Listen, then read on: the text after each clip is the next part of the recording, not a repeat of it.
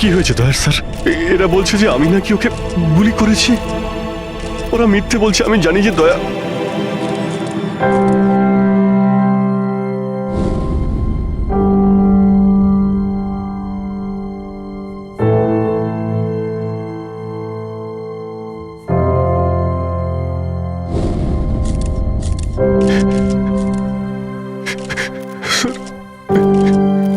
Sir আমি জানি না স্যার আমি কখন।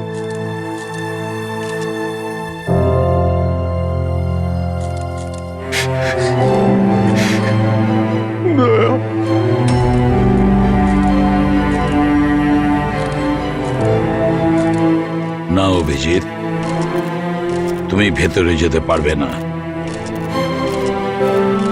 তুমি দয়ার প্রাণ নিয়েছো, তোমাকে আমরা গ্রেপ্তার করছি।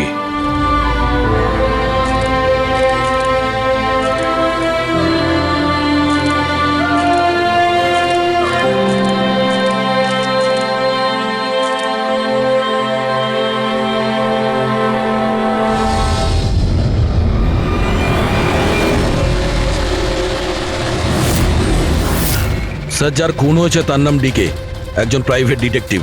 ওর কাজের লোক লাশটা দেখেছে সকালে।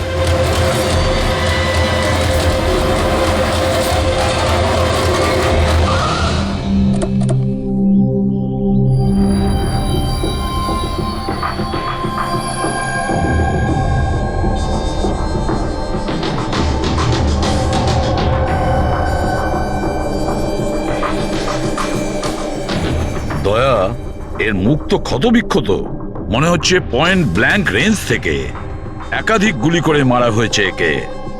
স্যার, এই রুমের জিনিসপত্র সব ঠিকঠাক জায়গায় আছে, কিছুই হয়নি। মনে তো হচ্ছে না এখানে কোনো হাতাহাতি হয়েছে।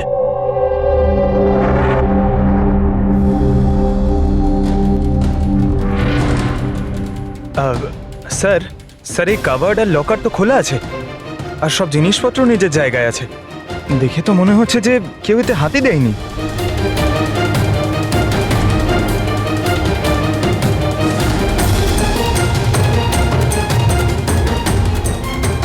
স্যার, টাকার গয়না যে কে সেই আছে। মনে হয় উনি যা চাইছিল সেটা পেয়ে গেছে। স্যার, গুলি।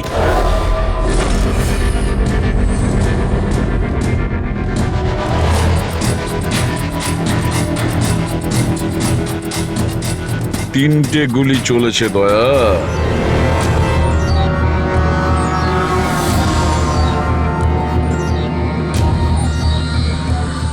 স্যার, হ্যাঁ বলো ফেডরিক। স্যার, এই জানলাটার কাঁচ সরানো হয়েছে, তার মানে খুনি এখান থেকেই পালিয়েছে। হ্যাঁ, একটা কাজ করো ফেডরিক, এখান থেকে ফিঙ্গারপ্রিন্ট তোলো। স্যার, হ্যাঁ দয়া। ডিকের মোবাইল ফোনটা দেখুন স্যার। মরার আগে ডিকে কোনো সঞ্জয়কে 3বার কল করেছে। সঞ্জয়? ওই সঞ্জয়কে আপনি চেনেন? না সাহেব।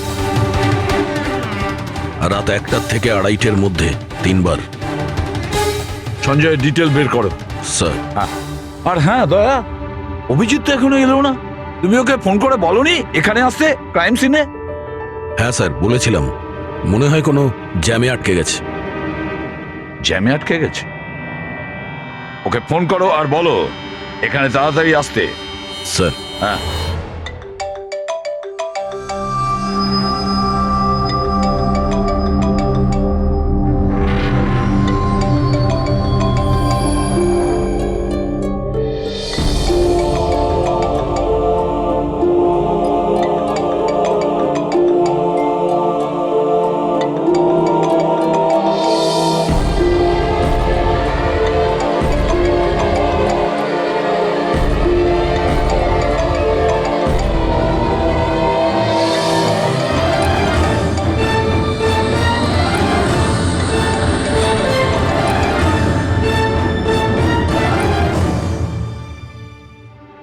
হ্যাঁ দয়া, অভিজিৎ কি বলছে? কোথায় ও? স্যার মানে ওর শরীর খুব একটা ভালো না স্যার। ও ডাক্তারের কাছে যাবে, তারপর ওখান থেকে সোজা বিউরোতে যাবে। কোনো প্রবলেম আছে? না স্যার, কোনো প্রবলেম নেই। বুঝতে পারছি না, অভিজিৎ দিল্লি থেকে আসার পর কেমন অদ্ভুত আচরণ দেখছি ওর মধ্যে।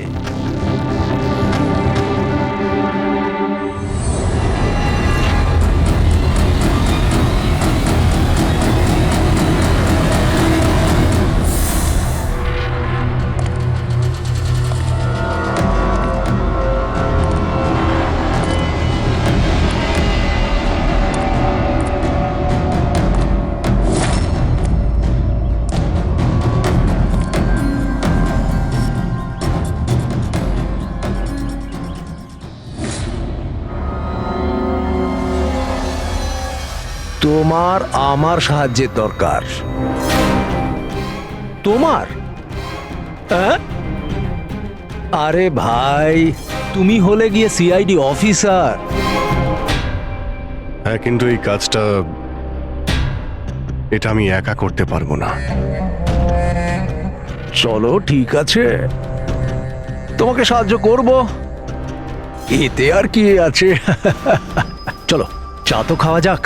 আরে না, ঠিক আছে, আমি আমি ঠিক আছি।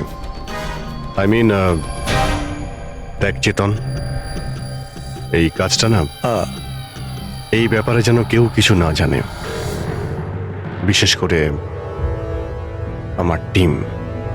আরে এটা আবার কি কথা বলছো? আমরা এতদিনের পুরনো বন্ধু, এইটুকু বিশ্বাস করতে পারছো না? হ্যাঁ বলো কি করতে হবে?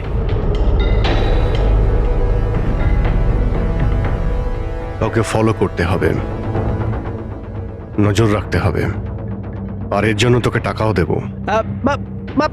কি কথা বলছো? বন্ধুত্বের মধ্যে টাকা? হ্যাঁ।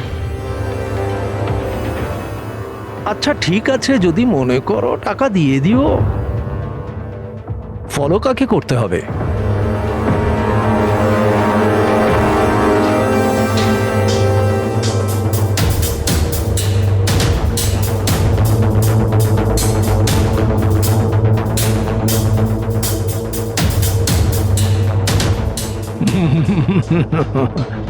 অভিজিৎ, মনে হচ্ছে তুমি ভুল করে ভুল ছবি দিয়ে দিয়েছো। ভুল ছবি আমি দিইনি, একেই তোকে ফলো করতে হবে। এ কোথায় যায়, কি করে, কার সঙ্গে দেখা করে, সবকিছু রাত 10টা থেকে সকাল 6টা পর্যন্ত। আর প্লিজ কোনো প্রশ্ন করবি না, যা বলেছি তাই করবি, ব্যাস। ওকে? ওকে।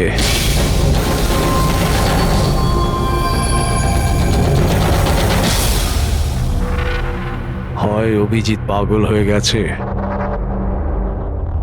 না হলে বিরাট বড় কোনো গেম চলছে।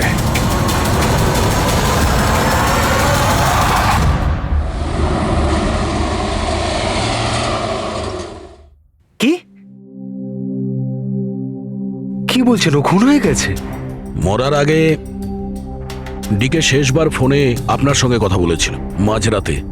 কি কথা হয়েছিল আপনাদের মধ্যে? আমার কথাতে একজনের উপরে নজর রাখছিল, কোনো প্রমাণ পেয়েছিল, সেই জন্য আমাকে ফোন করেছিল। হায়ার করেছিলেন কেন? আমার বস মন্দিরা ম্যাডামের জন্য। মন্দিরা? কুমার জুয়েলার্সের ওনার, বিখ্যাত পেজথি সেলিব্রিটি। আশা করি আপনারা ওই দিল্লির কেসটার ব্যাপারে নিশ্চয়ই জানেন বোধহয়। ও হো হো হো হো, মন্দিরা কুমার, মন্দিরা দেবী। ওনার বিরুদ্ধে তো ওনার স্বামী, শ্বশুর, শাশুড়ি আর কেয়ারটেকারকে মারার অভিযোগ আছে, তাই না? ঠিক বলেছেন। কিন্তু সঠিক প্রমাণ না থাকার কারণে কোর্ট মন্দিরা দেবীকে ছেড়ে দেয়। আর তার কিছুদিন বাদেই মন্দিরা দেবীর পার্সোনাল অ্যাসিস্ট্যান্ট ঈশানা আত্মহত্যা করে নেয়।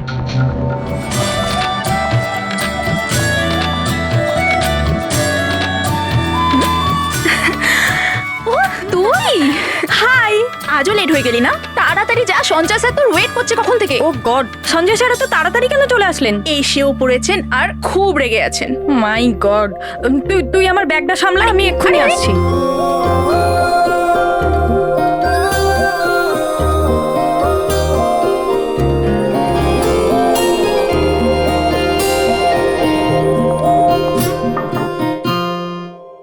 মে I come in sir? Come in. Sorry sir, sorry I am so sorry sir. কটা বাজে বলো তো তুমি? এটা কোনো অফিসে আসার টাইম হলো? স্যার ট্রাফিক খুব বেশি ছিল। কি ট্রাফিকের কথা বলছো তুমি? রোজ একই কথা বলে যাও তুমি। হ্যাঁ, এই অফিসের বাকি লোকজনও তো ওই ট্রাফিক পেরিয়ে আসে, তাই না? হ্যাঁ বলো কুমার। না 30শে ডিসেম্বরের আগে কিচ্ছু করা সম্ভব না। আরে তুমি তো এটা জানো যে 30শে ডিসেম্বরে মন্দিরা ম্যাডামের একটা ইভেন্ট রয়েছে মুম্বাইতে, তার আগে কিছুই করা সম্ভব নয়। হ্যাঁ হ্যাঁ,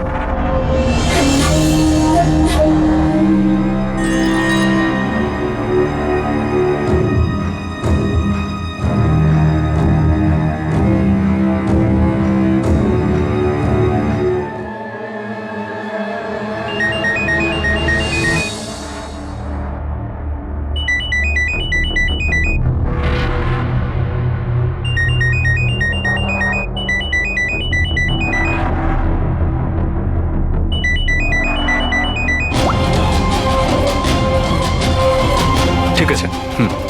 ওকে।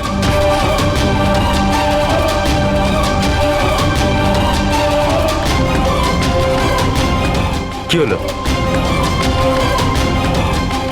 হ্যাঁ, কি হয়েছে নাকি? বাইরে ওভাবে কি দেখছো?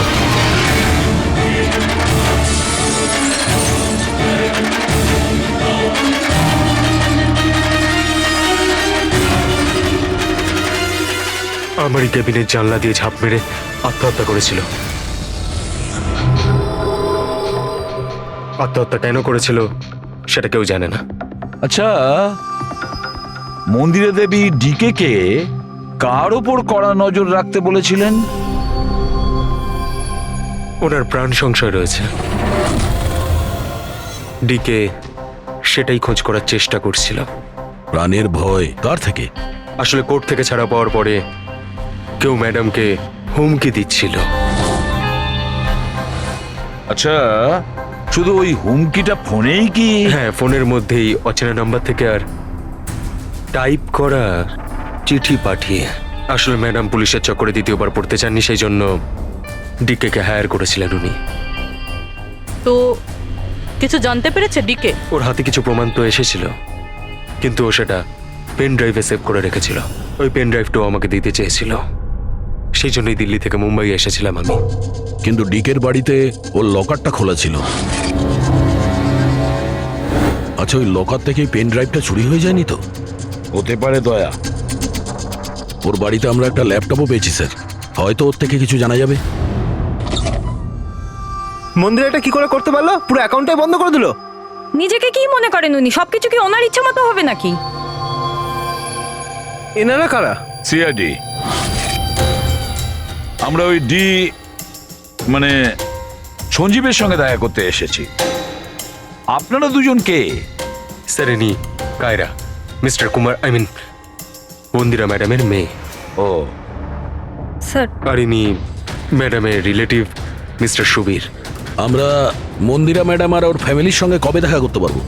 কারণ ওদের প্রাণ রক্ষা করার দায়িত্ব এখন আমাদের ওপর। ইনফ্যাক্ট মন্দিরা ম্যাডাম, কায়রার কাকাতো দাদা শেখর আর ওনার স্ত্রী সবাই আজ রাতেই আসছেন।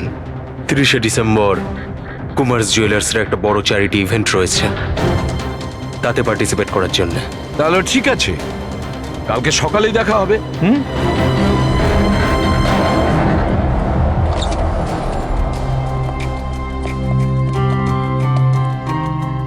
এসব কি হচ্ছে? সিআইডি আমাদের পার্সোনাল ব্যাপারে ঢুকছে কেন?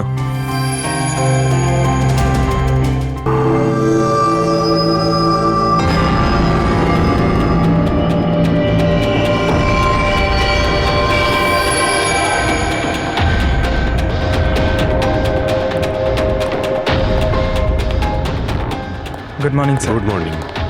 হ্যালো স্যার, এখন কেমন আছেন আপনি? Murder investigation sir, private detective BK sir, বাড়িতেই মারা গেছে স্যার। এটা পুরো কেস ফাইল স্যার।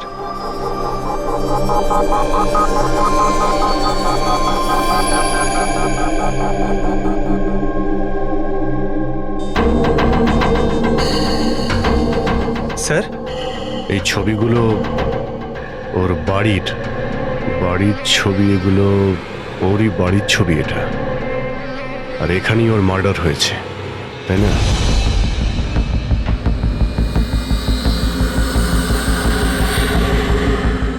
হ্যাঁ, এখানেই ওর মার্ডার হয়েছে। পঙ্কজ, ঘুরিয়ে কেন জিজ্ঞেস করছেন? আমরা এইমাত্র তো সেটাই বললাম। সেটাই তো স্যার, মনে হচ্ছে ওনার শরীর এখনো ঠিক হয়নি, কোনো গন্ডগোল মনে হচ্ছে স্যার।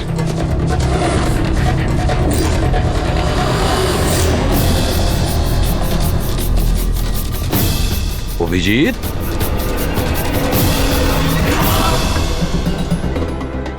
Good morning sir. কি হয়েছে তোমার? হ্যাঁ, কোন জগতে ছিলে?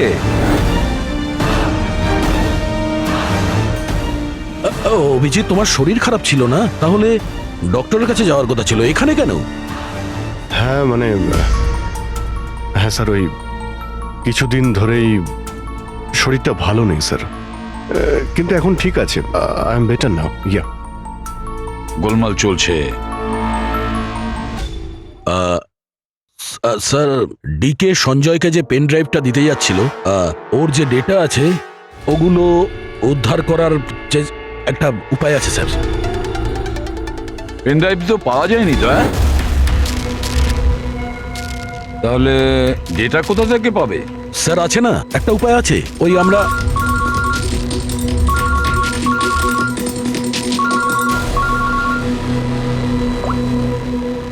হ্যাঁ, বলো সালুকে। হ্যাঁ,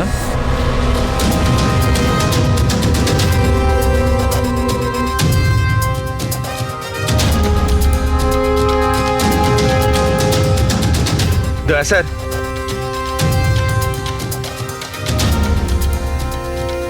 স্যার অভিজিৎ স্যারের শরীর এখনো ঠিক মনে হচ্ছে না। কেন? স্যার, ওনাকে কেসের ব্যাপারে বোঝাচ্ছিলাম, কিন্তু উনি আমাদের কথা শুনছিলেনই না, খুব বেখেয়ালি ছিলেন স্যার। ফ্রেডি স্যার, মন্দিরের ব্যাপারে সব ডিটেলস বের করতে হবে। নিউজ পেপারে, টিভিতে যাই এসেছে সব।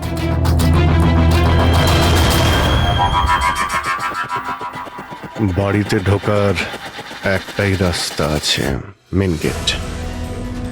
চাবি ডিকে আর ওর বাড়ির মেডের কাছে থাকে। বাথরুমের জানালা তার মানে খুনি খুনি বাথরুমের জানালার কাঁচ খোলে আর ভিতরে ঢোকে, আর তারপর অভিজিৎ ক্রাইম সিনে ছিলই না, আর এখানে তো বাথরুমের কোনো ফটোও নেই। তাহলে ও এগুলো কি করে জানলো? অভিজিৎ আমার কাছে কিছু লুকোচ্ছে, কিন্তু কি?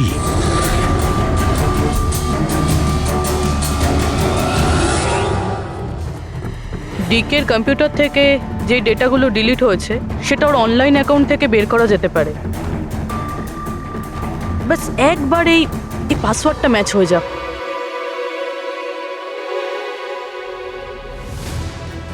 কিছুদিন ধরেই শরীরটা ভালো নেই স্যার, কিন্তু এখন ঠিক আছে। আই এম বেটার না। স্যার ওনাকে কেসের ব্যাপারে বোঝাচ্ছিলাম, কিন্তু উনি আমাদের কথা শুনছিলেনই না। খুব বেখেয়ালি ছিলেন স্যার।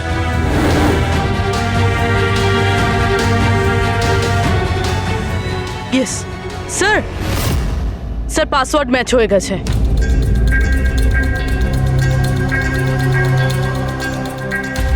স্যার এতে তো ভিডিও রয়েছে, চেক করি। স্যার এটা তো ডিকের কম্পাউন্ডের ভিতরের ফুটেজ। এর মানে ওখানে সিসিটিভি ক্যামেরা আছে? আছে না, ছিল। আমাদের পৌঁছানোর আগেই কেউ বার করে নিয়েছে। কিন্তু বের কে করেছে? অন্য ভিডিওটা দেখো।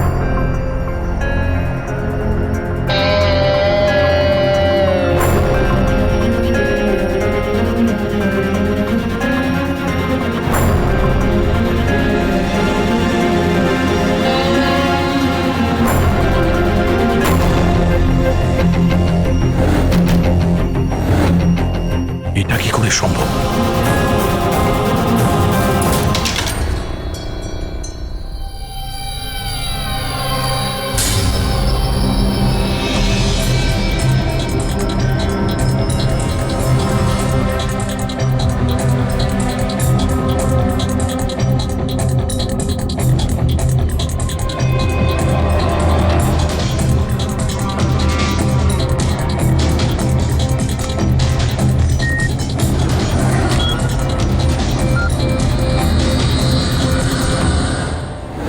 ডক্টর সালুকে আপনি খুব ভালো করে ক্রস চেক করেছেন তো? মানে বন্দুক তো আমাদের কাছে নেই, তাই বলছিলাম কোথাও কোনো ভুল? না দা, কোনো ভুল নেই। আমি একবার নয় 10 বার ক্রস চেক করেছি। মানছি যে বন্দুকটা আমাদের কাছে নেই, কিন্তু বন্দুকের রেকর্ড তো আমাদের কাছে আছে। সেই গুলিটা যা দিয়ে ডিকে মারা হয়েছে, সেই গুলিটা ওর বন্দুক থেকেই চলেছিল। গুলির প্যাটার্ন, গুলির উপর লেগে থাকা চিহ্ন, সবকিছু এইটাই প্রমাণ করছে যে সেটা অভিজিতেরই বন্দুক। স্যার স্যার গুলি অভিজিতের বন্দুক থেকে চলেছে, কিন্তু তার মানে তো এটা নয় যে অভিজিৎ গুলিটা চালিয়েছে। এক্স্যাক্টলি স্যার, সেই কারণে আমি এই কথা এসিপি স্যারকে বলিনি, শুধুমাত্র আপনাদের সঙ্গে কথা বলেছি, যাতে আমি এই মামলা সুরাহা করতে পারি। কি তুমি এই কথাটা এসিপি কে জানাওনি? কি বলবো স্যার, কি বলবো ওনাকে? যেখানে আমার বিশ্বাস হচ্ছে না, তাহলে ওনাকে কি বলবো? তুমি যদি এই কথাটা বিশ্বাসই না করবে, তাহলে ফোন করে আমাকে কেন জিজ্ঞাসা করেছিলে? যে বন্দুক থেকে ডিকে কে মারা হয়েছে সেই বন্দুকটা অভিজিতের না? কি এমন ছিল যার জন্য তুমি অভিজিৎকে সন্দেহ করেছিলে? কি ছিল ওটা? এই কারণে ডক্টর, যখন আমরা একটু পিছিয়ে দাও।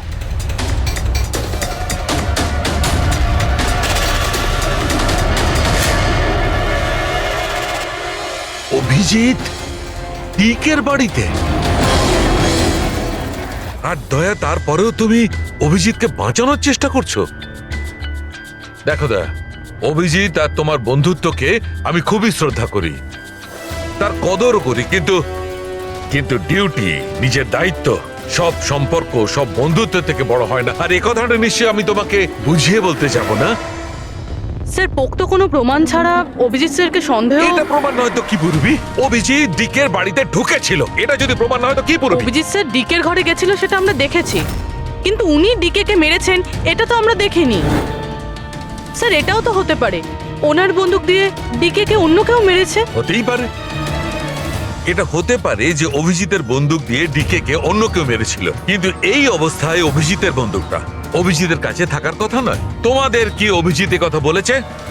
ও কি বলেছে যে ওর বন্দুকটা হারিয়ে গেছে? বন্দুক হারিয়ে যাওয়ার কোন রিপোর্ট দেখিয়েছে? ও সব সময় তোমাদের সঙ্গে ছিল, কিন্তু ও কি বলেছে যে অদ্ভুত পোশাক পরে ডিকের ঘরে কেন ঢুকেছিল, আর তাও বাথরুমের কাঁচ ভেঙে? বলো বলো। স্যার, আপনার এই সমস্ত প্রশ্নের উত্তর আমি অভিজিৎকে জিজ্ঞাসা করব, কিন্তু ততক্ষণের জন্য এসিপি স্যারকে আপনি কিচ্ছু বলবেন না। দেখো, তোমরা এই ব্যাপারটা সামলে নাও, কিন্তু ব্যাপারটা আমার ভালো লাগছে না। Please doctor, please. ঠিক আছে, কাল সকাল পর্যন্ত। দয়া, আমি কাল সকাল পর্যন্ত তোমাদের সময় দিচ্ছি। হয় তোমরা সত্যিটা আবিষ্কার করো, নয় এই সমস্ত কথাটা নিজে এসিপি কে বলে দাও। তুমি যদি এসিপি কে কথা না জানাও, তাহলে আমি নিজে প্রদ্যুমনকে এই সমস্ত ব্যাপারটা বলবো।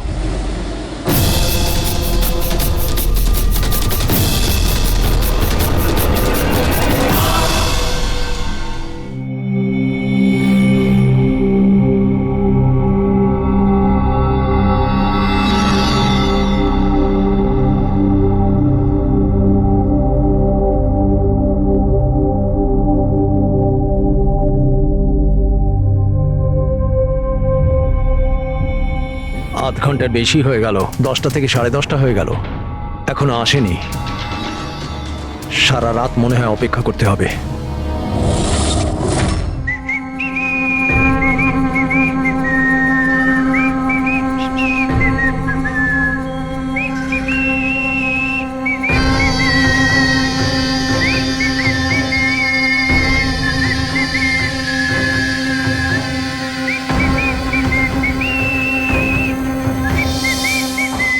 ভুল ছবি আমি দিইনি, একেই তোকে ফলো করতে হবে।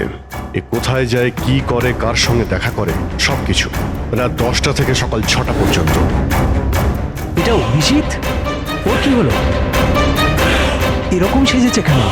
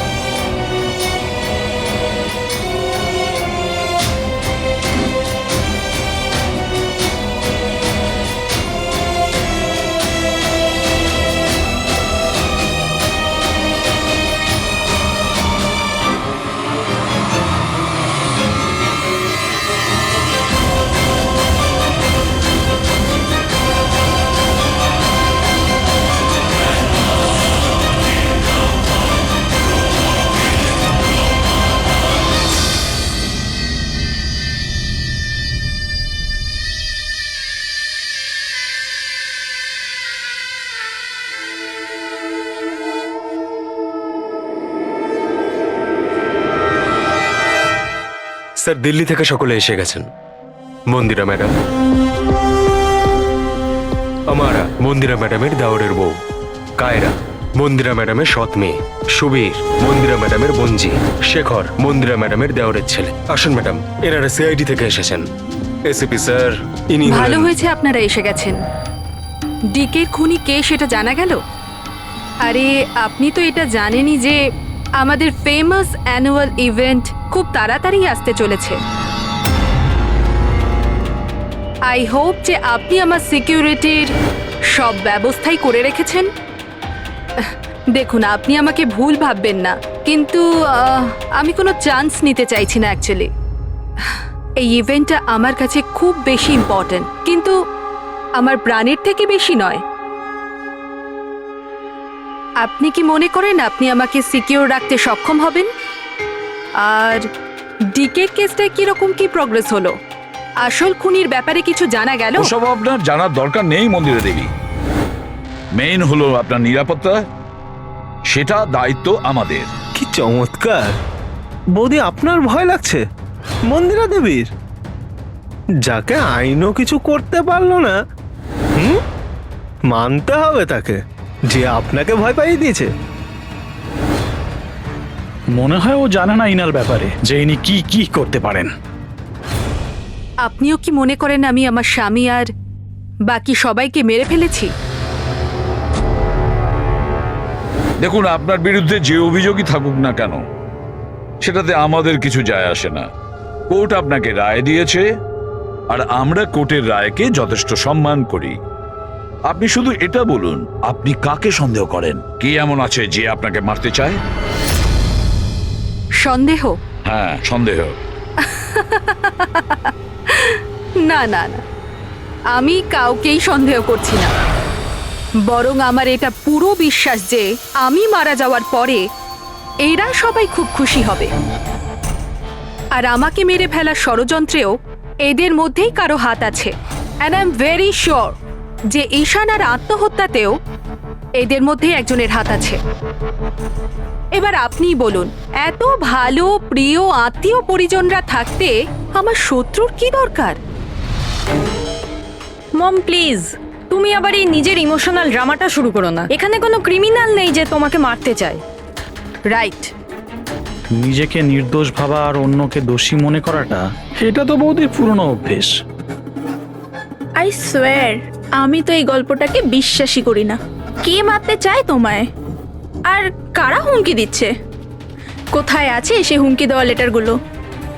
হ্যাঁ মন্দিরা দেবী, সেটা কোথায়? ওটা আমার মনে নেই, আমি ফেলে দিয়েছি। সি, আই নিউ যে তুমি এটাই বলবে। So convenient. ব্যাস, অনেক হয়েছে। আপনারা একে অপরকে দোষারোপ করা বন্ধ করুন। তবে একটা কথা খুব ভালো করে মনে রাখবেন, আমরা সবাইকে সন্দেহ করি। তাই সবাইকে বলছি, তার মানে হলো আপনাদের সবাইকে সন্দেহ করি, আপনাদের সবাইকে। আর একটা কথা, আমাদের পারমিশন ছাড়া আপনারা এই শহর ছেড়ে যেতে পারবেন না। কেউ শহর ছেড়ে যাবেন না। আর যদি দরকার পড়ে আমরা দ্বিতীয়বার তাকে ডেকে নেব। Thank you very much. Thank you.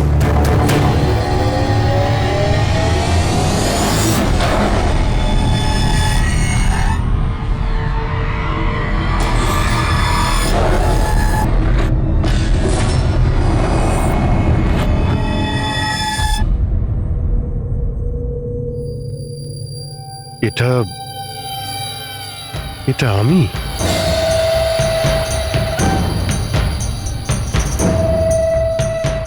এই পোশাক পরে ঘুরছিলাম? এই পোশাক তো রোজ আমার ওয়াশিং মেশিনে ধোয়া হয়।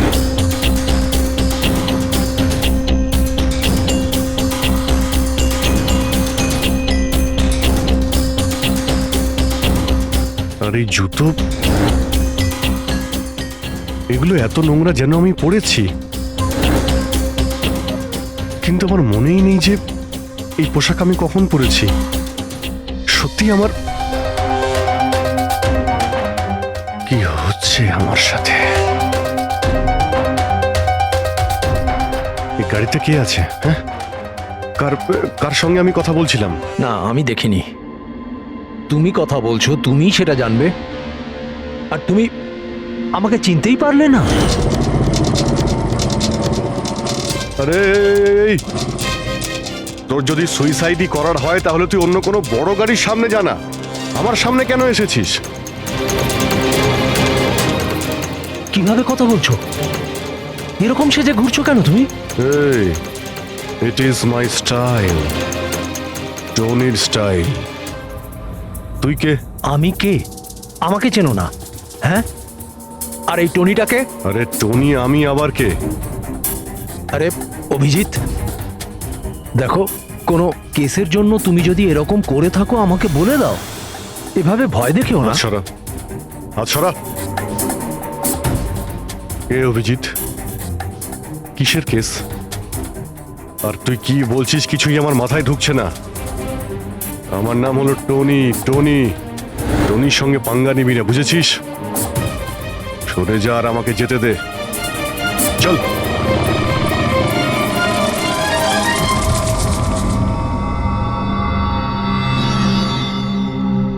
এই অভিজিৎ নিজেকে টনি কেন বলছে? টনি? কে কে টনি? সত্যি তোমার কিছুই মনে নেই?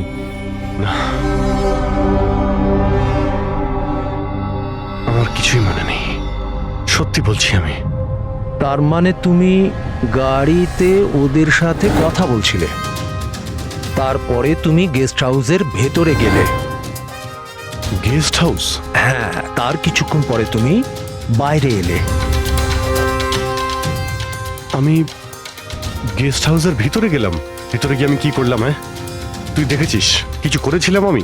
আমি কি করে দেখবো, আমি তো বাইরে ছিলাম না। সব কি হচ্ছে? আমাকে ওখানে যেতে হবে। কোথায়? গেস্ট হাউসের নাম কি? হ্যাঁ,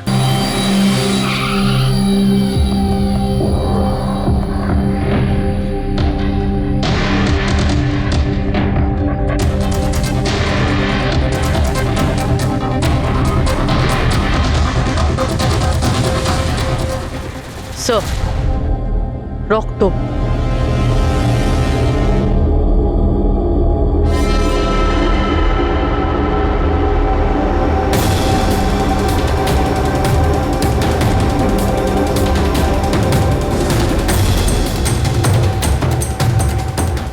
অভিজিৎ,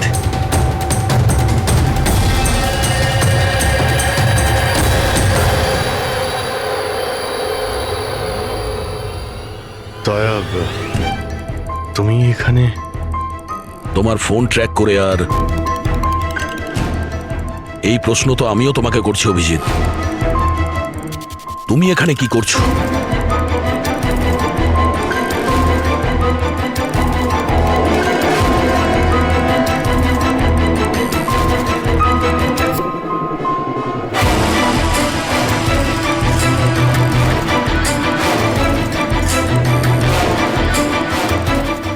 না, এটা আমি আমি আমি বলছি দয়া, এখানে এখানে কি হয়েছিল? অভিজিৎ, এখানে কি হয়েছে ওটা তো আমি দেখছি, তুমি বলো কে করেছে এটা? হ্যাঁ, তো তুমি এদের দুজনকে মেরেছ? আমি? অভিজিৎ, তোমাকে কিছু জিজ্ঞাসা করলাম, তুমি মেরেছ এদের? স্যার স্যার স্যার, আপনি অভিজিৎ স্যারকে দোষ দিচ্ছেন। আমার দোষ দেওয়ার কোনো ইচ্ছা নেই পুরবি, তুমি নিজে দেখছো না এখানে দুটো লাশ পড়ে আছে, রক্তে ভেসে গেছে, আর সিআইডি অফিসার অভিজিৎ লাশের মধ্যে থেকে এই ব্যাজটা তুলছে, বা এটা বলতে পারো প্রমাণ চুরি করছে। অভিজিৎ, আমি তোমাকে আবার জিজ্ঞাসা করছি, তোমার সাথে অপরাধীদের মতো ব্যবহার করতে আমাকে বাধ্য করো না। কি করবো দয়া, আমি কি বলবো? যদি আমি বলি যে এই কাজটা আমি করিনি, তুমি মানবে? যদি বলি যে আমি জানি না যে আমি করেছি নাকি করিনি, আই নো আমি ভুলভাল বলছি, কিন্তু কিন্তু তোমরা তো আমাকে চেনো। অভিজিৎ, আমার সামনে যে প্রমাণগুলো পড়ে আছে ওগুলো দেখে আমরা কিছু বলতে পারবো না। আমাকে আমার ডিউটি করতে হবে।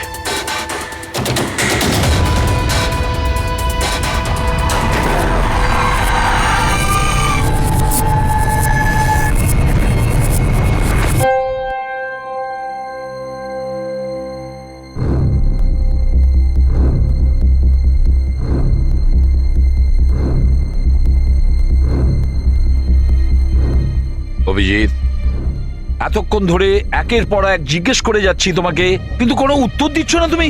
হ্যাঁ, তুমি জানো তোমার ওপর কি অভিযোগ আছে? মাথায় কিছু ঢুকেছে? স্যার, ওই এক মিনিট, ব্যাস, তোমার কাছে এটা আশা করিনি। এত কিছু ঘটে গেল, তুমি আমাকে বলনি কেন? আমাকে বলনি দয়া? শালুকে আমাকে বললো, তা নাহলে তো আমি জানতামই না। তা আমি তাই করেছি যেটা উচিত ছিল। বলো অভিজিৎ। তুমি কি এই খুনটা করেছো? অভিজিৎ, তুমি কি এই খুনটা করেছো? আমি জানি না স্যার। কেন জানো না? তুমি কেন জানো না? হ্যাঁ, ডিকের বাড়িতে তুমি লুকিয়ে লুকিয়ে ঢুকেছিলে, সেটা আমি সিসিটিভিতে দেখেছি। ওই লাশগুলোর পাশে তুমি দাঁড়িয়েছিলে। এই দয়া তোমাকে এখানে ধরে নিয়ে এসেছে। ডিকে আর বডিগার্ডের উপরে যে গুলিটা চলেছে সেটা তোমার গান থেকে চলেছে, ওই গান থেকে চালানো হয়েছে। আর তুমি বলছো তুমি কিছুই জানো না? আমার চোখের ওপর চোখ রেখে তুমি বলো, বলো তুমি এই খুন করোনি, বলো তুমি এইগুলো কিছুই জানো না। বললাম তুমি জানি না স্যার, আমি কিছুই জানি না স্যার। সরি। কি বলবো আপনাকে, আমি কি বলবো স্যার? যখন আমি বুঝতেই পারছি না যে আমি ডিকের বাড়িতে কেন গিয়েছিলাম, কি করে সমস্ত খুন আমার বন্দুক থেকেই হচ্ছে, আমি জানি না স্যার। স্যার আমি তো ডিকিকে চিনি না, ওর বডিগার্ডদের আমি চিনি না, আমি মন্দিরাকেও চিনি না, আমি তো স্যার নিজেকেও চিনি না। আমি কোথায় যাই, কি করি, কার সঙ্গে দেখা করি, আমি কিছুই জানি না। গত কয়েকদিন ধরে আমার সঙ্গে এইরকমই হচ্ছে স্যার, কিন্তু আমি কিছুই বুঝতে পারছি না। সারাদিন সব ঠিকই থাকে, রাতে বাড়িতে যাই, খেয়ে দিয়ে ঘুমিয়ে পড়ি, আর যখনই সকালে উঠি তখন অদ্ভুত জামা কাপড় পরা দেখি, অদ্ভুত জুতো দেখি, যেগুলো আমার নয়। জানি না কি করে আমার বাড়িতে চলে আসে। ড্রেসগুলো ওয়াশিং মেশিনে ধোয়া হয়েছে, জুতোতে মাটি লেগে থাকে, এমনটা মনে হয় যেন আমি ওগুলো ব্যবহার করেছি, কিন্তু আমি বুঝতে পারি না। নিজেকে খুব ক্লান্ত লাগে, এমন মনে হয় যেন আমি সারা রাত জেগেছিলাম, অথচ আমি কি করেছি আমার কিছুই মনে থাকে না। মনে হয় প্রতিদিন আমার 6 থেকে 7 ঘন্টা হারিয়ে যাচ্ছে, যার ব্যাপারে আমি কিছুই জানি না। আপনি বলছেন আমি ডিকের বাড়িতে গিয়েছিলাম, হতে পারে, কিন্তু আমি জানি না। আমি ডিকে আর ওর বডিগার্ডদের মেরেছি কিনা আমি জানি না। আমি মন্দিরাকে মারার চেষ্টা করেছি সেটাও আমি জানি না। আমি কি করেছি, কেন করেছি, আমি কি করতে চলেছি, আমি কিছুই জানি না স্যার, আমি কিছুই জানি না।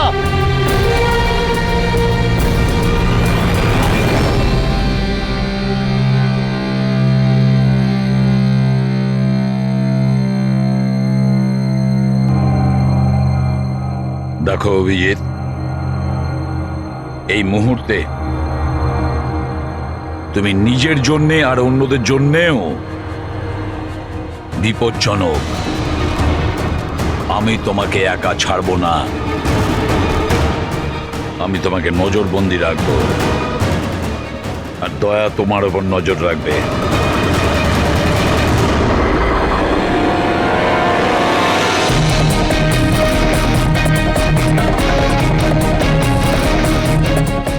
দয়া, স্যার, একটা কথা ভালো করে মনে রাখবে, তুমি নিজের বন্ধুর ওপর নয়, বরং একজন অপরাধী খুনির ওপর নজর রাখবে, এমন একজন লোক যে মানসিক ভারসাম্য হারিয়েছে। আজ থেকে এই কেসের তদন্ত আমি নিজে করব, আর তুমি অভিজিৎকে আটকাবে কোনো অপরাধ করা থেকে, আর তার জন্য যদি অভিজিতের ওপর গুলিও চালাতে হয় তাও তুমি চালাবে। Is that clear? Yes sir.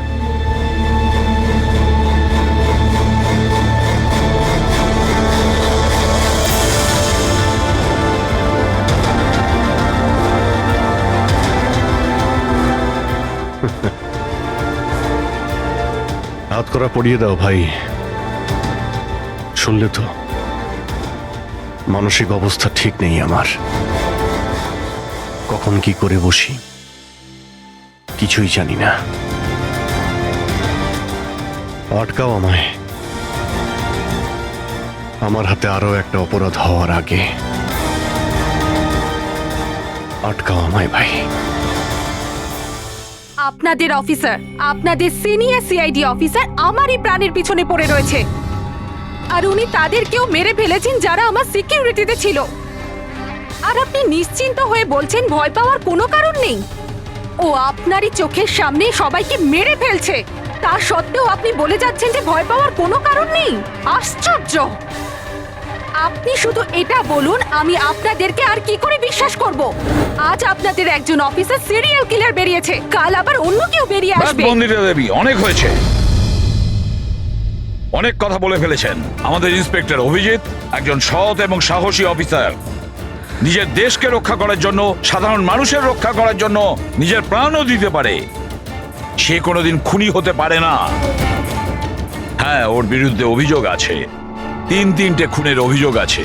আপাতত এটা প্রমাণিত হয়েছে যে অভিজিৎ নিজের মানসিক ভারসাম্য হারিয়েছে। ও কি করছে ওর মনেই থাকে না, কার সঙ্গে দেখা করছে, কি বলছে, আর যখন নর্মাল হয়ে যায় কিছুই মনে থাকে না। তার মানে এই নয় যে ও একজন খুনি।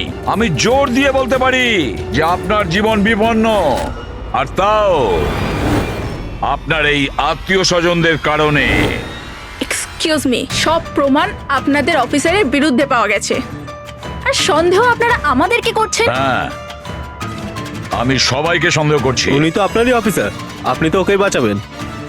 এই 3টে খুনই কিন্তু ইন্সপেক্টর অভিজিতের গান থেকে চলা গুলিতেই হয়েছে। আর আপনি বলতে চাইছেন যে এই কাজটা আমাদের মধ্যে কেউ করে থাকতে পারে? আরে আমাদের কাছে আপনার ওই অফিসারের গানটা কোথা থেকে আসবে? শেখর বাবু, খুব তাড়াতাড়ি আমরা খোঁজ নিয়ে নেব যে ইন্সপেক্টর অভিজিতের গান আপনার কাছে কিভাবে গেল। আর মন্দিরা দেবী, আপনাকে একটা রিকোয়েস্ট করি, 30শে ডিসেম্বর আপনার যে ইভেন্টটা আছে সেটা ক্যান্সেল করবেন না। এই একটাই সুযোগ আছে খুনিকে ধরার জন্য, কারণ খুনি ওই ইভেন্টে নিশ্চয়ই আসবে।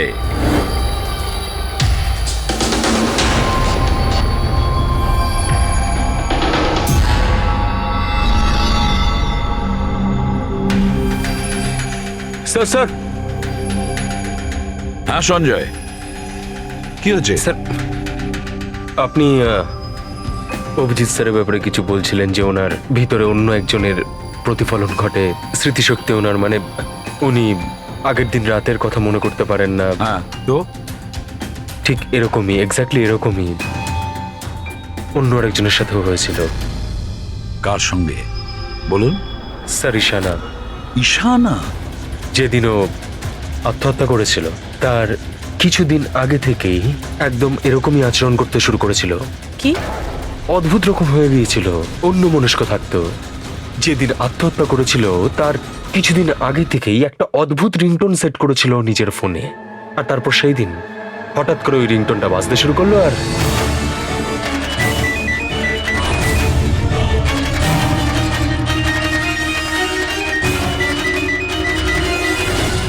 স্যার, ওকে দেখে মনে হচ্ছিল ও যেন নিজের মধ্যেই নেই। স্যার, অভিজিৎ স্যারও তো দিল্লি থেকে ফেরার পর এইভাবেই বিহেভ করছে। হ্যাঁ, ঈশানা, অভিজিৎ, দিল্লি, এই তিনটের কোনো না কোনো কানেকশন আছে, নিশ্চয়ই কোনো গোলমাল আছে, কিছু না কিছু আছে।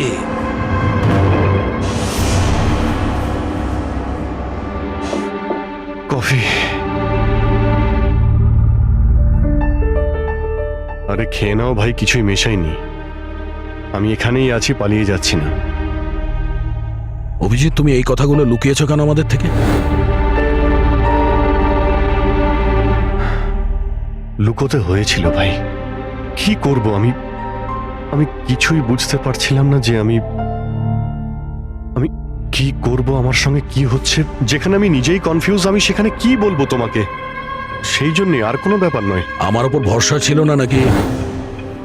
আমাকে যোগ্য ভাবনি যে আমি তোমার কোনো সাহায্য করতে পারি? কি ভাই, এসব কি বলছো তুমি?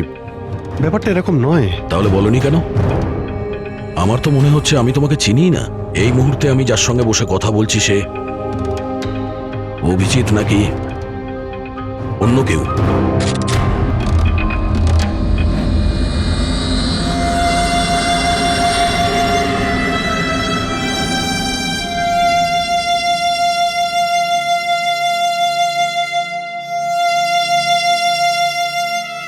আমি তোমার কোনো ক্ষতি করব না।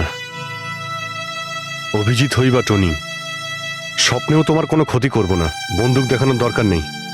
বিষয়টা তা নয় যে তুমি আমার কোনো ক্ষতি করবে। বিষয় এটা যে আমি এখানে শুধুমাত্র আমার ডিউটি করছি, আর আমি কোনো চান্স নিতে চাই না। আমি তো তোমাকে হয়তো চিনি না।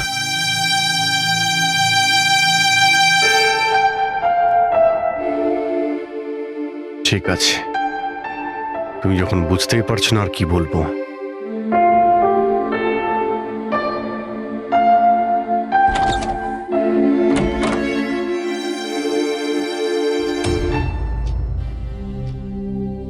ডক্টর মহেশ, আমি আপনাকে পুরো ব্যাপারটা জানিয়েছি। এবার আপনি বলুন আপনার কি মনে হচ্ছে। দেখুন, এক্ষুনি আপনারা যেটা বললেন যে এই অভিজিৎ আর ঈশানার ব্যাপারে, এটার থেকে তো একটা ব্যাপার একদম পরিষ্কার যে দুজনের কন্ডিশনই একদম সমান। Artificially induced split personality.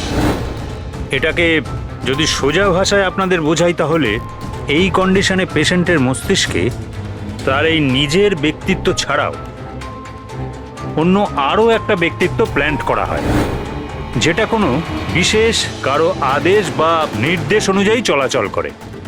আর এটাকে এমনভাবে সেট করা হয় যাতে ওই ব্যক্তিত্ব বিশেষ ধার্য করা সময়ে বিশেষ ধরনের ট্রিগার পেলে ওই ব্যক্তিত্বকে সম্পূর্ণ প্রভাবিত করে।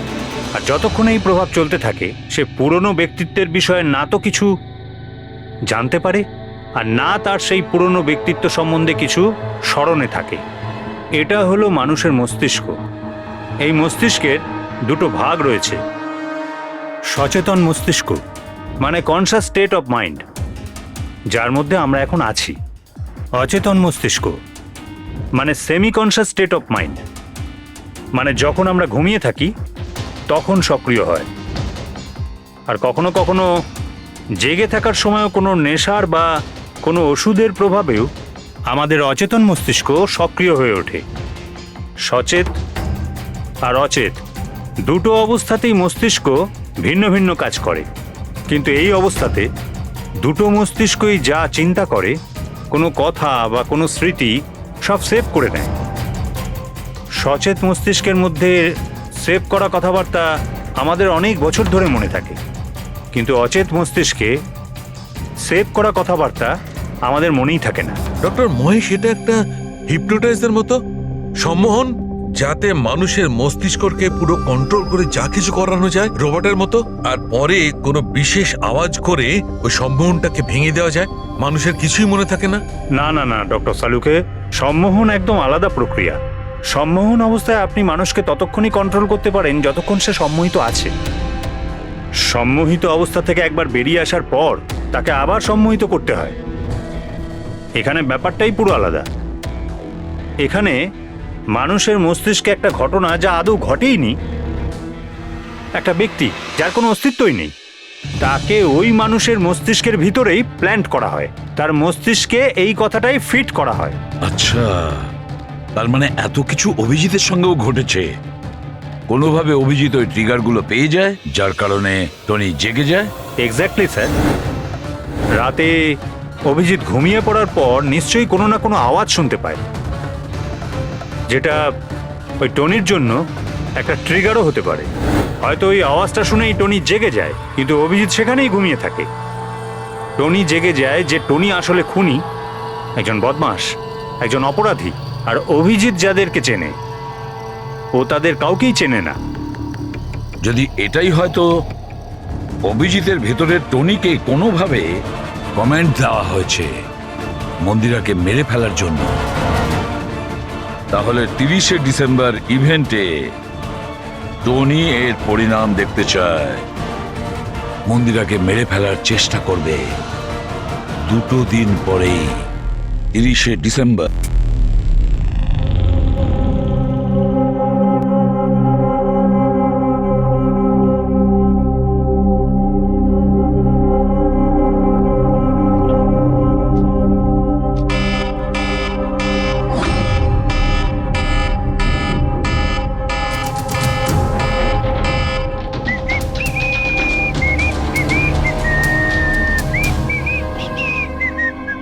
অভিজিৎ, অভিজিৎ, কোথায় তুমি?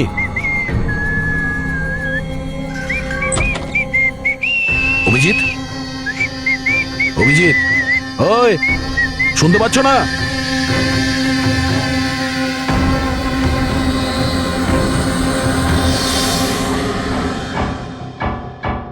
কে রে তুই? তুই আমার বাড়িতে কি করছিস? অভিজিৎ, টনি, তুমি এখান থেকে পালাতে পারবে না। তুমি এখানে নজরবন্দি আছো, এই ঘরের ভেতরেই থাকতে হবে, বুঝেছো? টনিকে তার কাজ করতে দে। যদি আমার রাস্তাতে বাধা দিস তাহলে জীবনটাও হারাবি তুই। চল এবার যেতে দে। বাড়ির বাইরে না, ভেতরে। হাত সরা, হাত সরাব। তোকে তো বললাম যে আমাকে তুই বাধা দিস না। আমার মাথা গরম করিস না। আমার কাজের সময় কেউ বাধা দিতে পারবে না আমায়। চল। টনি, তুমি কোথাও যাবে না, এখানে, এখানেই থাকবে তুমি, বুঝেছো? কি বললি? টনির গায়ে হাত তুললি তুই? টনির গায়ে হাত তুললি তুই? অভিজিৎ, অভিজিৎ, অভিজিৎ,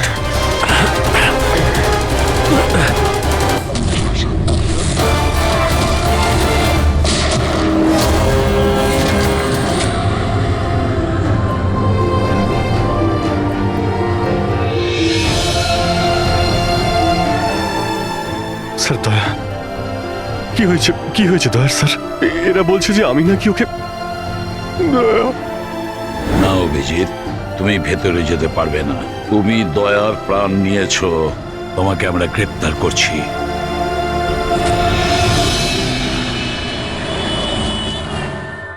ঈশানার ফোন রেকর্ডে ডক্টর তানিয়ার নাম কয়েকবার এসেছে। আপনাদের মধ্যে কেউ চেনে ডক্টর তানিয়াকে? আত্মহত্যা করার আগে উনি ডক্টর তানিয়ার সাথে দেখা করেছিলেন কি? এই ডক্টর তানিয়া কোনো ডেন্টিস্ট নয় তো? মারা যাওয়ার আগে ঈশানা কয়েকবার একজন ডেন্টিস্টকে দেখিয়েছিল। আমার নাম তো মনে নেই, কিন্তু হতে পারে ইনিই সেই। যতদূর আমার মনে হয় ইনি কোনো ডেন্টিস্ট তো নন। কিছুদিন আগে সিআইডি অফিসার অভিজিৎ এখানে ছিল। Yes ma'am.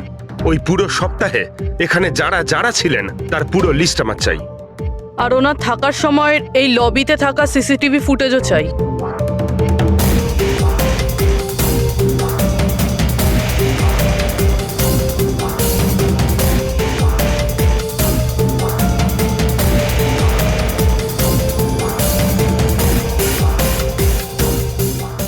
এক মিনিট পজ করুন। এই মহিলাকে যার সাথে অভিজিৎ স্যার কথা বলছে? পুরবি, এই লিস্টটাতে ডক্টর তানিয়ার নাম আছে। উনি এখানেই ছিলেন যতদিন অভিজিৎ স্যার এখানে ছিলেন। মনে হচ্ছে ওই মহিলাই। কি নাম এই মহিলার? ম্যাম, ডক্টর তানিয়া সপ্তাহখানি ধরে এখানেই ছিলেন। স্যার, এই তানিয়ার সাথে দেখা করতেই হবে। স্যার, তানিয়া মুম্বাইয়ের প্যারাডাইস হোটেলে রয়েছে। টিকিট পাবো না আমি মানেটা কি? লুক, আমাকে এক্ষুনি ইন্ডিয়া থেকে বাইরে যেতে হবে। Do you understand? Yes. Doctor Tania? হ্যাঁ, আপনি কে? ঈশানার বন্ধু, সিআইডি অফিসার পুরবী।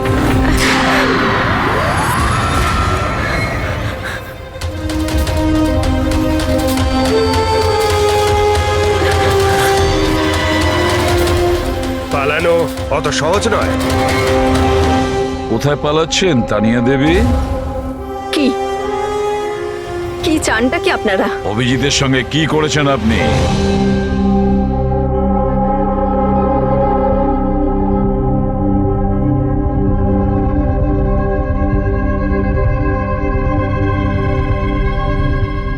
ঈশানার অভিজিতের ব্রেনের ওপর আমি এক্সপেরিমেন্ট করেছি। ঈশানাকে আত্মহত্যা করার জন্য আর অভিজিৎকে একটা মার্ডার করানোর জন্য আমি প্রোগ্রাম করেছিলাম। কিভাবে কিভাবে সেই প্রোগ্রামটা করেছেন? আর্টিফিশিয়ালি ইলিউশন স্প্লিট পার্সোনালিটির সাহায্যে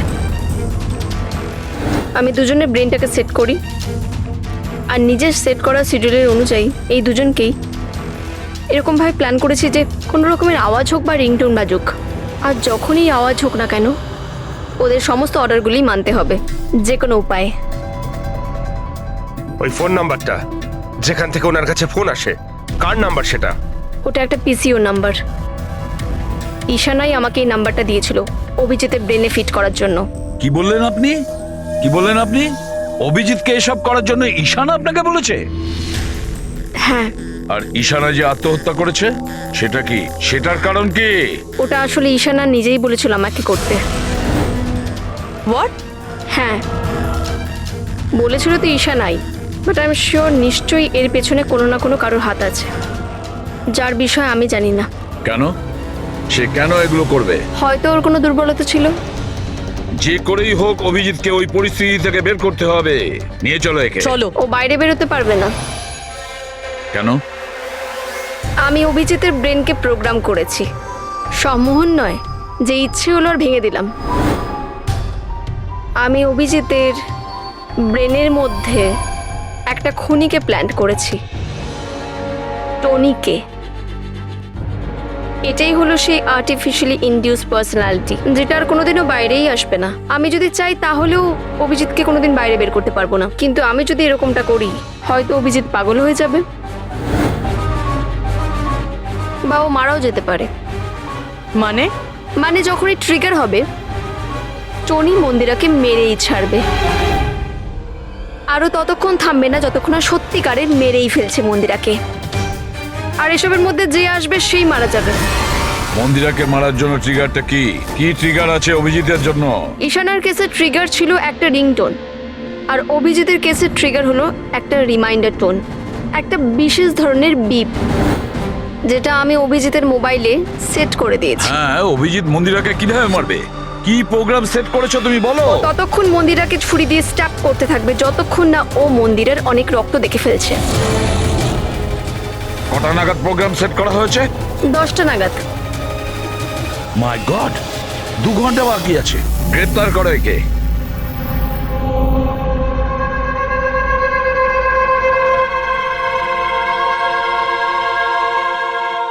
জীবনে কখনো ভাবিনি স্যার যে আপনার ওপর অপরাধীর মতো নজর রাখতে হবে।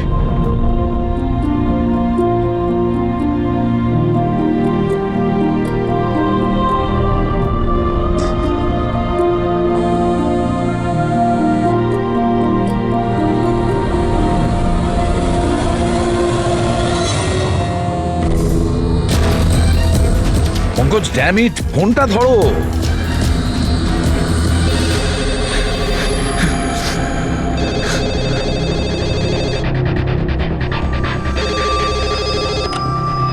হ্যালো পঙ্কজ, কোথায় ছিলে তুমি? মোবাইলটা ধরোনি কেন? সরি স্যার, আমার ফোন সাইলেন্টে ছিল। স্যার আমি এখানেই আছি অভিজিৎ স্যারের কাছে। শোনো আমার কথা, এক্ষুনি তুমি অভিজিতের ফোনটা সুইচ অফ করো। কি স্যার, ফোন সুইচ অফ করবো? ওর ফোন সুইচ অফ করো যেভাবে আমি বলছি, এখনই, এই মুহূর্তে। অভিজিৎ স্যারের ফোন স্যার? প্রশ্ন করো না, যা বলছি তাই করো। অভিজিতের ফোন বন্ধ করো। দেখো, হাতে আমাদের সময় নেই। অভিজিৎ যে কোনো সময় খুনি হয়ে যেতে পারে। যাও তাড়াতাড়ি। না না,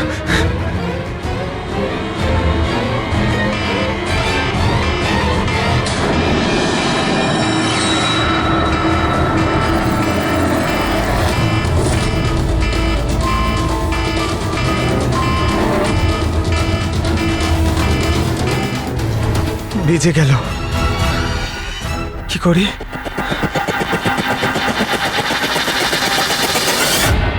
অভিজিৎ স্যার, অভিজিৎ স্যার কোথায় গেলেন? Abhijit sir, Abhijit sir,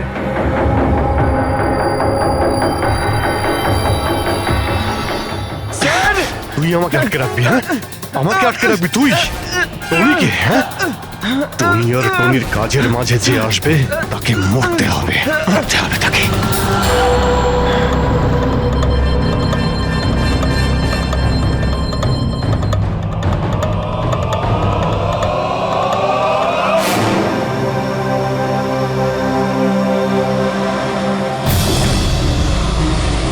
sir এখানেই চ্যারিটি ইভেন্টটা হবে।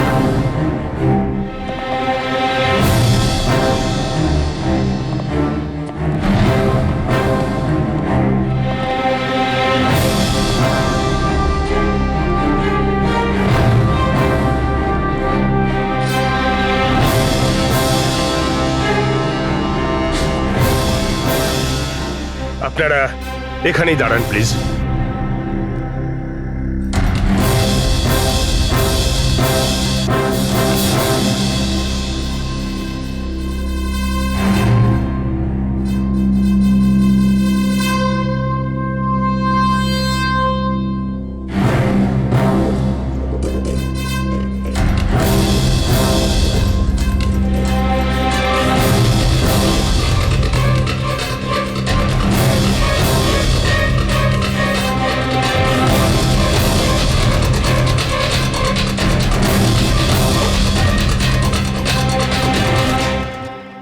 হ্যালো লেডিস অ্যান্ড জেন্টলম্যান, প্রত্যেক বছরের মতো এই বছরের সন্ধ্যাটাও খুবই গুরুত্বপূর্ণ। কারণ হলো মন্দিরা জুয়েলার্স অ্যানুয়াল চ্যারিটি ইভেন্টের জমা করা সম্পূর্ণ টাকাটা দিল্লি ও মুম্বাইয়ের বিভিন্ন অনাথ আশ্রম আর বৃদ্ধাশ্রমগুলিতে দেওয়া হবে। একবার জোরে হাততালি ডিকেসি চ্যারিটির জন্য। প্রত্যেক বছরের মতো এই বছরও আমাদের প্রধান অতিথি আছেন। তিনি আর কেউ না, তিনি হলেন মিসেস খান্না। তাহলে আসুন বন্ধুরা, একটা জোরে হাততালি দিয়ে স্বাগত জানাই মিসেস খান্নাকে। Mrs Khanna,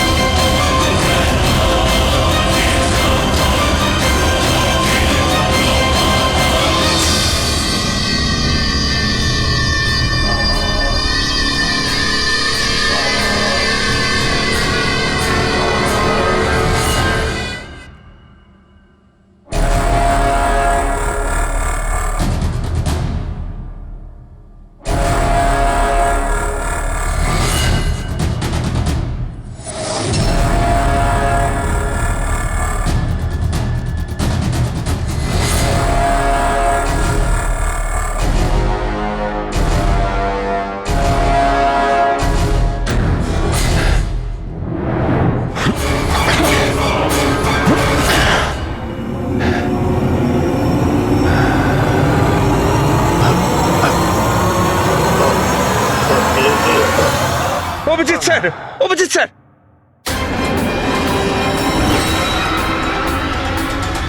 sir, sir, lights on. Sir, sir, Abhijit ঠিক আছে? স্যার, স্যার, ওকে তাড়াতাড়ি নিয়ে চলো, তাড়াতাড়ি এসো।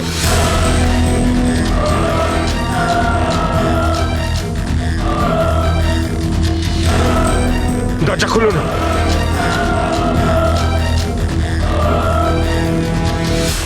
মন্দিরা দেবী, টনি তার মিশন কমপ্লিট করেছে, মন্দিরা দেবীকে মারার। আর আমাদেরকে ভরসা করার জন্য আপনাকে অসংখ্য ধন্যবাদ। আপনারা সবাই আমাকে এখানে আনলেন কেন? আমার তো এখন স্টেজে থাকা উচিত। ম্যাডাম, আমাদের একটা প্ল্যান আছে। প্ল্যান? রবি,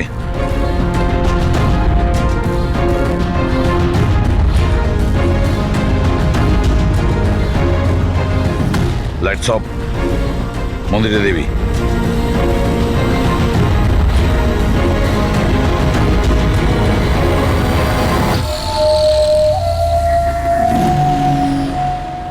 আর আপনার প্রশংসা না করে পারছি না। Thank you. মম, তুমি ঠিক আছো তো? এসব কি? আপনারা আমাদের গ্রিন রুমে লক করে কি করতে চাইছিলেনটা কি? আসল খুনি তো অন্য কেউ, তাই না? স্যার, আপনি সবকিছু মায়ের জীবনের ঝুঁকি নিয়ে করেছেন। যদি সত্যিই মায়ের কোনো ক্ষতি হয়ে যেত তাহলে?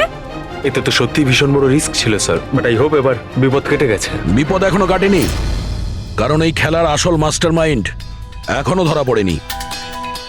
গল্প এখনো অনেক বাকি আছে।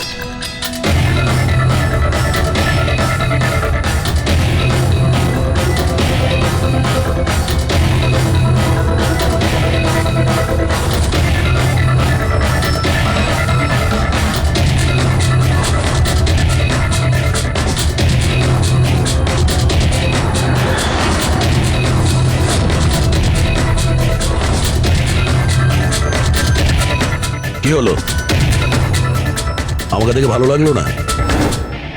কখনো কখনো খুনি পর্যন্ত পৌঁছানোর জন্য আমাদের অ্যাক্টিং করতে হয়। তার মানে ওনার মৃত্যুর খবরটা নাটক ছিল? আমার মৃত্যুতে খুনি খুব খুশি হয়েছিল যে ও জিতে গেছে, আর ওই সুযোগটাই আমরা কাজে লাগিয়েছি। আমরা মন্দিরা দেবীকে বাঁচানোর চেষ্টা করছিলাম, আর দয়া মাস্টার মাইন্ডের পিছনে লেগেছিল।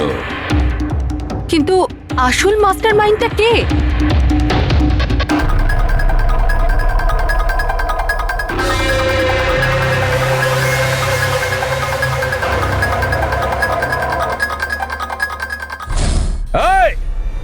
স্যার, স্যার কেউ পালালো স্যার।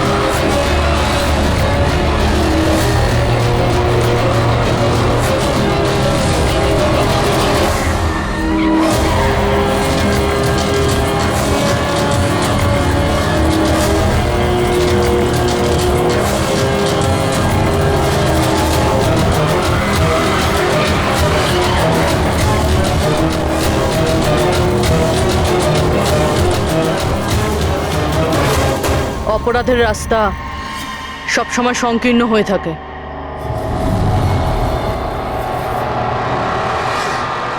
তুমি এটাই ভাবছো যে আমরা কি করে জানলাম যে তুমি খুন করেছো? আমরা তো এটা জানতাম যে এই মাস্টারমাইন্ড মন্দিরা দেবীর নিজেরই কোনো লোক। তাই আমার মৃত্যুর পরে আমি সব থেকে আগে এটা খোঁজ নিয়েছি যে আপনাদের মধ্যে কে সে যে অভিজিৎকে চিনতো বা দেখা করেছেন। তারপরে আমার মনে এলো যে ক্রাইম ব্রাঞ্চের সেমিনারের জন্য অভিজিৎ দিল্লি গিয়েছিল। ওই সেমিনারে আসা লোকেদের লিস্ট যখন আমি দেখলাম তখন জানলাম যে কায়রাও গিয়েছিল। ক্রিমিনাল সাইকোলজির স্টুডেন্ট কায়রা। আর তানিয়াকে জিজ্ঞাসাবাদ করার পরে আমরা জানতে পারলাম যে ঈশানাই এই সমস্ত কাজ করতে বলেছে। ওই সময় ঈশানার মা সরকারি হাসপাতালে অ্যাডমিট ছিলেন, আর তার কিছুক্ষণের মধ্যেই ঈশানার মাকে বেসরকারি হাসপাতালে যেখানে অ্যাডমিট করা হয়েছিল সেখানকার পুরো খরচ মিস কায়রা করেছিল। আর সবচেয়ে বড় ক্লু ওই পিসিও, যেখান থেকে অভিজিৎ স্যারের কাছে অর্ডার আসতো। দয়া স্যার সেখানে নজর রেখেছিল, আর সেখানেও তোমাকে দেখা গিয়েছিল। Okay fine, I give up. মেনে নিচ্ছি যে আপনারা খুবই স্মার্ট, কিন্তু স্যার এই কথাটা তো আপনিও মানবেন তাই না, যে আমিও অনেক স্মার্ট? হ্যাঁ, স্মার্ট তো তুমি বটেই। ক্রিমিনাল সাইকোলজির একজন ব্রিলিয়ান্ট স্টুডেন্ট, যে সৎ মায়ের থেকে নিজের পুরো পরিবারের খুনের বদলা নিতে চেয়েছিল। লোকেদের মস্তিষ্ক নিয়ে খেলা করা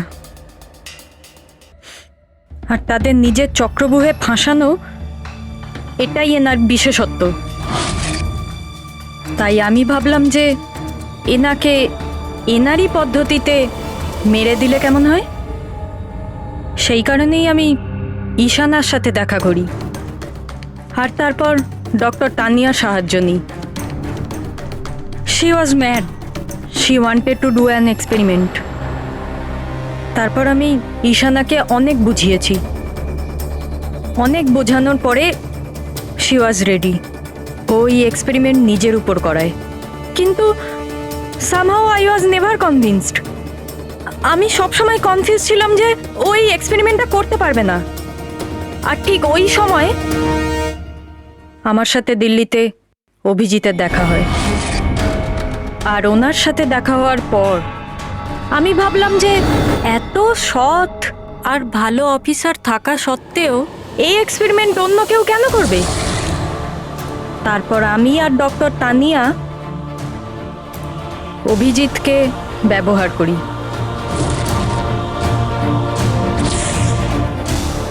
আর আমার এক্সপেরিমেন্ট ওর ওপরে করি। আর ঈশানা আমাদের কোনো কাজে ছিল না, তাই ওকে আমাদের রাস্তা থেকে সরিয়ে ফেলি। ডিকে আর ওই দুজন বডিগার্ড, ওরা তোমার কি ক্ষতি করেছিল? ওদেরকে কেন মেরেছো? এটা এই কারণে করেছি যাতে সমস্ত দোষ অভিজিতের উপর চলে আসে। আর অভিজিতের গান থেকে বুলেট নেওয়ার জন্যে টনি ছিল তোর মাথার মধ্যে। হি ওয়াজ দেয়ার। তুমি এতটা নিচে নামতে পারো কায়রা, আমি কখনো ভাবতেও পারিনি। এবার জানতে পেরে গেছো তো? তুমি আমার মা বাবার সাথে, আমার ফ্যামিলির সাথে যেটা করেছো না, তোমার বেঁচে থাকার কোনো অধিকার নেই। আমি এইসব এই কারণেই করেছি যাতে আমি প্রুভ করতে পারি যে পৃথিবীর যে কোনো মানুষের মস্তিষ্কের সাথে খেলা যেতেই পারে, তা সে যত বড়ই সিআইডি অফিসার হোক।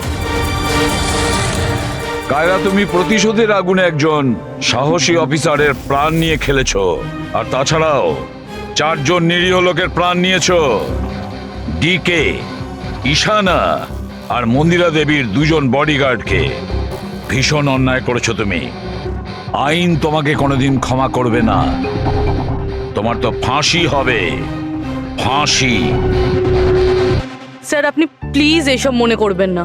একটা বাজে স্বপ্ন ভেবে ভুলে যান। বাজে? ভয়ানক।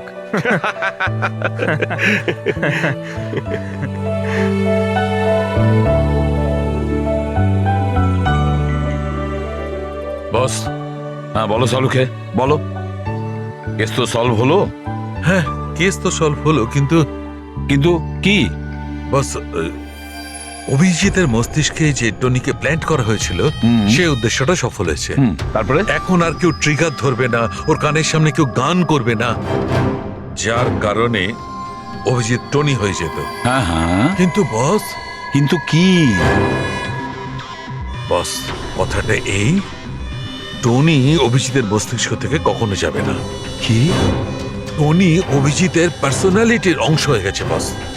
কেউ জানে না যে কবে, কখন, কোথায় সামনে এসে যাবে।